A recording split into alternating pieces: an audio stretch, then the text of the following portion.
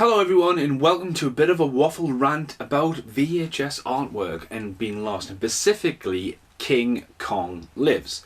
Now, I was at HorrorCon on Sunday, a couple of days ago, and I picked up King Kong Lives on Umbrella release. Umbrella is an Australian company and they have been digging out some treasures from the past. And in the last year, King Kong itself, the original remake with John Gilliam, I'm going to call him Gilliman, John Gilliman, there we go, we're getting there.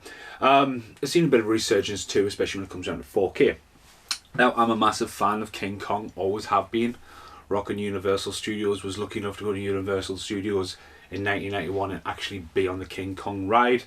And as a kid, King Kong to me was shamelessly King Kong Lives, because that's the one I had in VHS. And of all the King Kongs, and I've looked up the top there, and I've just kicked myself there because now there'll have to be another overlay. I need to film. But up there, there's a lot of King Kongs, alternative covers. We've got obviously Godzilla King Kong, the original, Skull Island, Peter Jackson's ensemble stuff, King Kong Escapes. There's a lot of stuff up there. Hello. And there's already different variants artwork, and if you're new to Lonely Tree Entertainment, make sure you check out the 8th Wonder of the World tribute video I did years ago. Could almost be a 10th anniversary, shit you not. When we had Kidder behind us as the monkey. I'm not putting that in the video, check that video out. So, this has been sparked from the VHS, and I'm going to have a bit of a waffle about the movie as well, to the Blu-ray. So there is the VHS. Now, cue the overlay. So the overlay is over us, so I don't need to talk. Some heroes never die. Now, when you want to talk about the original King Kong, Beauty That Killed the Beast, the love story, it's there, it's done, it's dusted.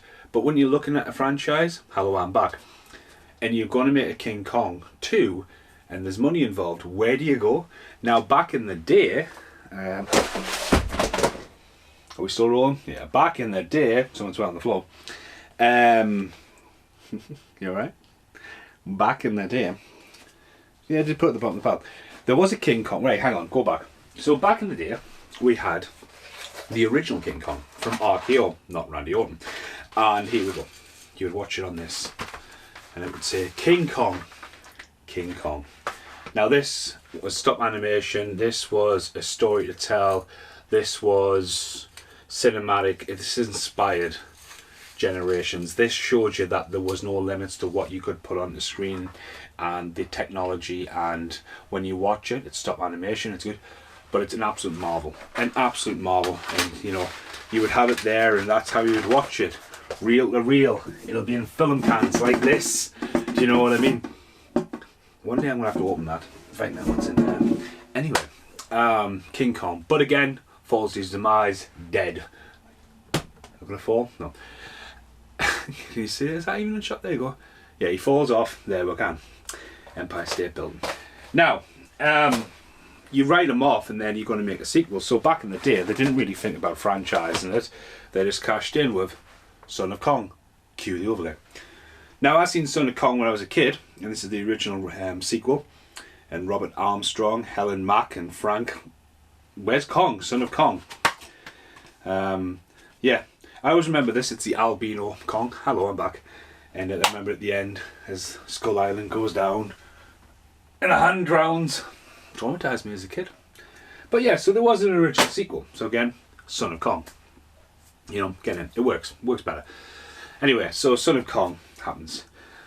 Now, the remake comes along after we have the Godzilla taking his trip over to Japan and stuff like that, and they want to do a massive big movie. And have I dropped it on the floor or something? Has it gone walkies? We got King Kong, the remake, Jeff Bridges, Jessica Lange, boom. And you know, again, they changed a few things. They brought in Rick Baker to do a guy in the suit. They were trying to do a massive giant at that point, which they hardly used in the movie. They changed really one big thing. It wasn't the Empire State Building, it was the World Trade Center. Hence why the cover may have changed dramatically over the years. But again, this was a big movie. The director had done quite a lot up until this point. He had done a lot of variants of different movies. He was known to having a short temper. He'd done some big epic scale movies. And it gets to the point where here comes King Kong. And you know, it was kind of a hit. You know, it was, they spent like nearly 25 million on it. It was huge. Jessica Lange, who was the star, was an unknown. There was a risk in that. They were trying to beat Jaws for the box office, and it was kind of like, right, where's it going to go? But again, it's a guy walking around in the suit. The score's there, and it's dead creepy and stuff like that. Now, again, Kong dies. The last thing you hear is his beating heart and a massive shot of Kong dead. He's clearly dead. And with the movie, you think, right, okay, where do you go from there? He's done, he's dusted, he's dead. Now, Kong got a resurgence last year, and it got a lovely steelbook, very limited run. It is out in 4K now. Kind of missed Blu-ray until it came along to 4K. A lovely edition artwork. Kong there. I don't know why I'm pointing to it. The overlay's over us now. So anyway, Kong's on the front. Jessica Lange. Someone's really went to town on this. Lights, camera, Kong on the back. Inside, you know, inside the discs. There's a really good Kong with the train tram. There's a poster with it. They give it the full works. And, you know, it is what it is. And, you know, Kong's dead, so how are you going to make a sequel? Now, going ahead and jumping ahead right in time, obviously Peter Jackson had a crack at it, which is one of the ones that went on the floor. And he did a massive fairy tale, stripping it back, big budget, wetter, coming off the Lord of the Rings. And again, this has seen so many different variants and versions. But again, Kong dies, and then in the wake of the popularity of Kong, this wasn't on an overlay, neither was that, that's why I'm still here. There, Son of Kongs. Boom. And this is how I've got loads of different variants. I've done a review, good, bad, and what the fuck about this box set. You know, there was a lot of films out there that were trying to get White Pongo, for example, White Gorilla, Savage Girl, The Ape. There was loads. So, again, people like creature features. Now, they plowed loads of money into Kong and wanted it to be huge. And even back in the day, one of these survived. They brought cups out. You know, that's an original cup. That's older than me. That's from 1976. They were ploughing it out. And also, if I walk off camera, very unprofessional of me, you know, they were slapping it on the box. Now, this is an era where we didn't have video games, we didn't have adverts, we didn't have franchises, but shit like this was going down. Kong was everywhere to plough it in. So why wouldn't you make a sequel then? But what would the sequel be about? It's not like Kong Skull Island now, where the setup Godzilla vs. Kong, it's in the universe. That is where you go with it. Kong and its own generation is a completely masterpiece in my opinion. I rewatched that recently and it's absolutely amazing. Apocalypse Now kind of thing. The steelbook's pretty shitty. Overlay the steelbook now. Yeah, the steelbook, there's some amazing artwork and imagery coming out for that. And, you know, it was 3D. It set up Godzilla. We've now got Godzilla vs. Kong. We've now got Godzilla X Kong. We're living in a franchise where Kong's went from being a lovable hero now into like a superhero. Hello, I'm back. But that should have been on the steelbook. I shit you not. That should be the steelbook. Boom, right there. So anyway, yeah, why wouldn't you make a sequel? So they did make a sequel, and going back to my rant about the artwork, this is the sequel. King Kong Lives. Okay? So, cue the overlay. Some heroes never die. Now, front cover, amazing artwork. I just love it, and I would get that tattooed on my arm. That just imagery, the colours. On the back, the greatest living legend returns for the battle of his life. Kong dies in this. Spoiler alert.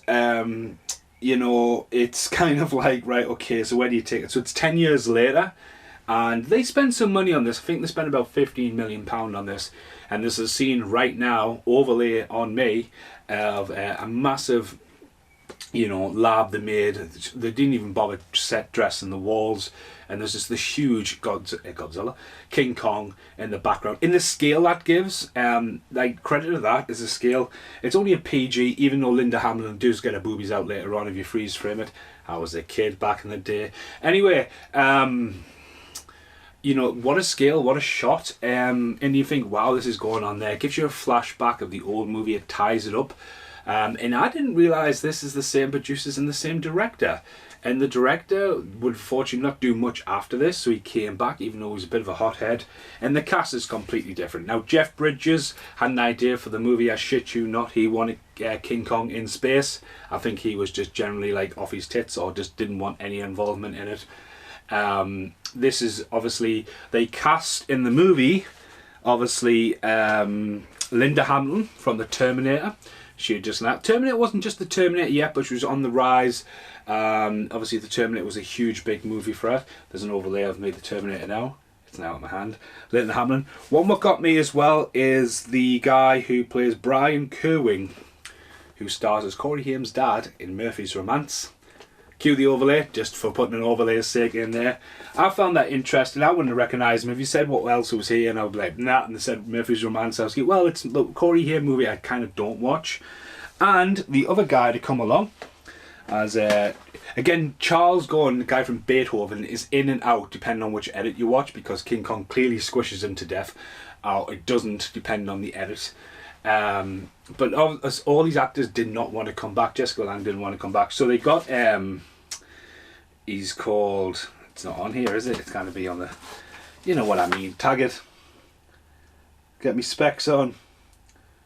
John Aston, obviously from Beverly Hills Cop fame. Oh, there, that he did Beverly Hills Cop 1 and 2, didn't come back for the third, but came back for King Kong Lives, and then eventually he's come back for Beverly Hills Cop 4, which is scary to think he's still alive. That's insane. When people like we've lost people like Bray Wyatt. I'm not saying kill this guy off, I'm just saying it's scary when you think about life and death in this situation. Actors that are still around today and making choices there. Like, for example, Sally Field's still alive. I'm guessing Brian Kerwin is still alive, but Corey Haim's not. It's just insane. So that was my little off rant about the cast they cast, and that was the cast. Same director. Kong's back. He's got an artificial heart. And how do you get this rolling? I need to put this in this video. I really, really do.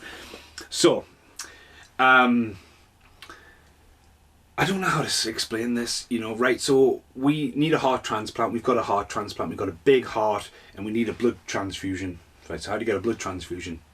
Okay, is that what happened in Blade? Or is that someone popped up in the thing and took all the blood? They need blood. So a guy is in South Africa, somewhere down there. Let's go to the Congo. We'll go there. He gets off his boat.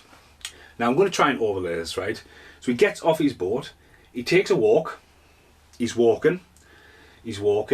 I might come back, I might not come back, I might jump in. I'm trying to get the pace right. It's not going to be the pace right. This is the trick of editing. There is no trick. Anyway, he's walking along. He picks up a snake. I remember a snake. There might be a parrot in the background. It's like, okay, and he goes for a nap. And he takes a nap, and he just so happens to lie on a gigantic 45-foot gorilla, monkey, girl Kong.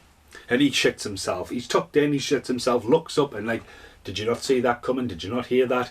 Could you not hear the breathing of that? Just take a fucking nap on it. That's how you found another Kong, and it's like, WTF. So yeah, I always remember that as a kid going, oh yeah, there's that. And that's the story. I mean, Kong's not in love with a girl. He's now found a girl. He just wants to go off and have a family, but oh no, they're going to go and track him down and just fucking murder him. That's pretty much what happens in this movie.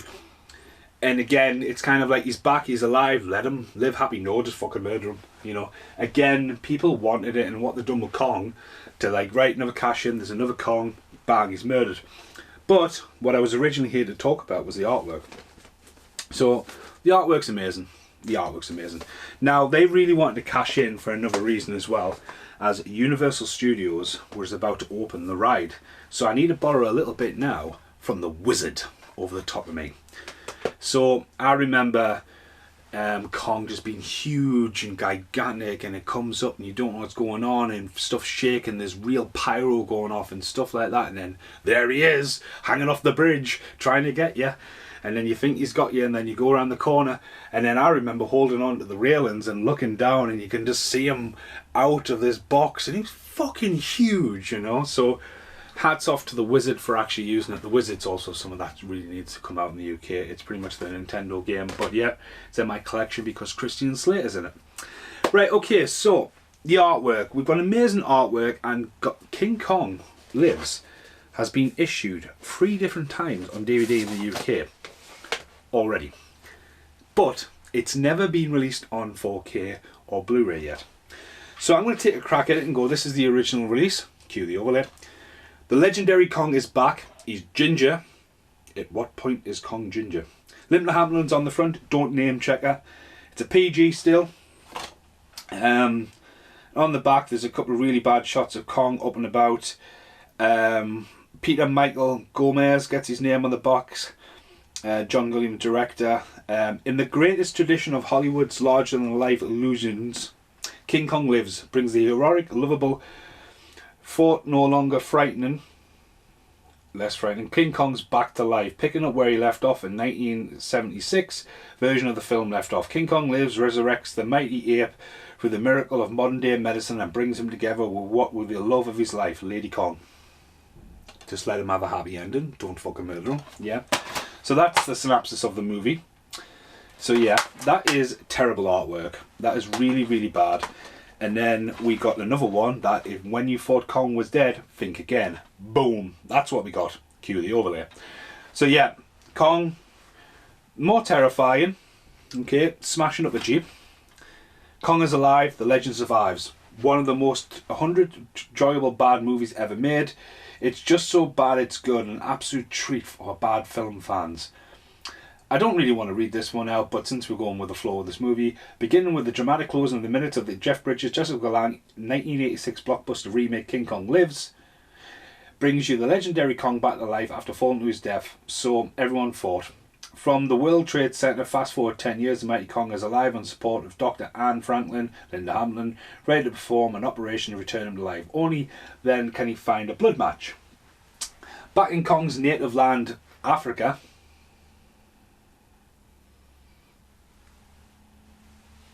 Skull Island? Okay, whatever. I mean, where is Skull Island? Where is Skull Island? It's on a map. Somewhere. Africa. Alright, okay. I didn't think it was Africa. It's in a cloud of smoke. I don't know. Bermuda Triangle. Anyway. Kong is back in his native land. Doctors miraculously discover a female gorilla. Doctors miraculously discover... Sits on the fucking hand. Oh, just in time for the operation, but the US Army soon learns the pair determined to capture them and avoid the bloodshed of the first rampage. But this is King Kong. America's biggest hero is back and he's not happy. They murder him. Aye. So yeah, and most importantly, it goes to a 12. And we got another release. Now this is the most common one. You can walk into any shop at the minute who stocks it. It's a staff pick of mine. If you thought Kong was dead, think again. Boom. Now... except for the gorilla on the top, pretty bad, but it does carry over the artwork from the last one. The overlay is on me. Kong is alive, the legend survives. 10 years after apparently falling to his death from the World Trade Center. Yes, we know the fucking story here. Yeah, it's pretty bad. So that brings us up to date with artwork. And you think, right, okay, so what they did with the Steelbook and what the original VHS heritage is, what would the Blu-ray look about? Now, I've got a couple of ish with this. First off, here we go. Cue the overlay. This is a nice slipcover. It's volume 24 of Umbrellas. You can't see what the title is. Kong is ripping through the box. I get that. It kind of looks like it is the vinyl cover. So in the background, but I can't tell that. It's a bit of red and a bit of blue there. And on the back, America's biggest hero is back and he's not happy. The mythology of Kong continues with the wondering practical effects driven to the sequel, and again waffle, and yeah, hello, I'm back. So that does look like the I need a jump cut. Boom, ding ding ding. That's the music. I've got a score, but red, blue, kind of like that's what it is. Kong's face is ripping forward through it. Yep. Okay. So yeah, guessing that's what it is. Now it does flip down, and you get this. Boom. Cue the overlay. Very random, misproportionate, but to me it does feel a bit like they've tried to do the original. It would have been so badass if the original VHS artwork was on this. It's got this very haggardly sketchy thing, but on the back, just production notes and massive waffle and no pictures and nothing, more waffle inside. It just goes on and on. So it's a very strange release, I think. Hello, I'm back. Now, I've seen it release in America. It hasn't come out here in the UK yet. It's something I think we should. It's got new audio commentary by the mate of Ray Morton, the mate of the director. There's an interview. There's a nice montage of the director's filmology, but that's about it. Doesn't go into much more than that. But yeah, watched it. It looked beautiful. I loved the menu screen as well. Had great like font and stuff like that. But when you go from that to that, there are so many amazing artists out there doing art, and kind of like, you think, don't get us wrong, the picture is good inside of it, but it's kind of like, right, okay, heritage, especially something iconic. I understand why the artwork would change quite dramatically, where we would just have Jessica Lange in the hand from away from using the trade towers on the original artwork. But it's, again, it would go from that to this, you know, and the icon is there. And it's good that he's still alive, he's kicking, running around. Hollow Earth now has a sidekick and stuff like that. But he's went from I think Kong has always had this lovable thing because you can be relatable, like sort of like a pumped up version of a human, like gorilla instincts and stuff like that, you know. And we had films like Congo, and I think as well like Evolution, the scary ass apes and that. You know, this is sort of to be seen about this. But again, a franchise, you look it back, you've got to respect it for how it was done, with the practical effects, the blue screens, the imagery, the miniature work they would do. And like, again, some actors would just go, right, it's a Kong movie, there's no point in acting, it's just about reacting and stuff like that, and you know, kind of keep it contained and base and budget and stuff like that. So when you look at these films and you realise something's really there, it's not just a green screen. You know, oh, my elbow off the wall, or you can go, you know, like, I mean, what they did with Vigo and stuff like that, where there's an actual painting there. There's a lot you can do by just, bet you wonder what that noise is, with just practical effects and just, oh, it's a rainforest, there's a monkey. Sorry, I stopped the whole video. Thank you very much. I've been waffling away. I have been waffling away. See you in the outtakes.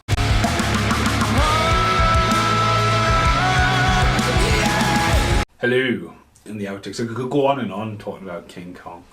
This is the new war, the unfinished war yet. The room I've just been in is out with. But again, Godzilla, Kong running together. He's got like an Iron Man hand. I mean, I do need to look at the better lighting in this room on the cards. But again, it's kind of like, as a fan, collection, artwork, mythology. I still appreciate the mythology of the originals. Like Peter Jackson wanted like there to be a place where there could be an island to be discovered, and the like, what if, it's like Loch Ness Monster, what if, in the era where we didn't have phones in our pockets and ooh, there's a giant ape, videotape it, it's on TikTok. Massive ape, it's fake. No, it's not, it's real. Government's got it, murdered it. I think that's what happened to the Sasquatch, if you believe the myths. But yeah, it's good for that. I like the mythology of big creatures and dinosaurs and where they want to go. And to get to the point where now it's 2024 and Godzilla suplexes King Kong into a pyramid, and you think, wow, you know, from how crazy ass fucking things have come around, and you look back and go, right, you know, like, he's got King Kong, falls off the building, he comes back, he wants to be romantic, and he just gets shot to death. I've run out of steam. I have. Thank you very much for watching. Goodbye for now.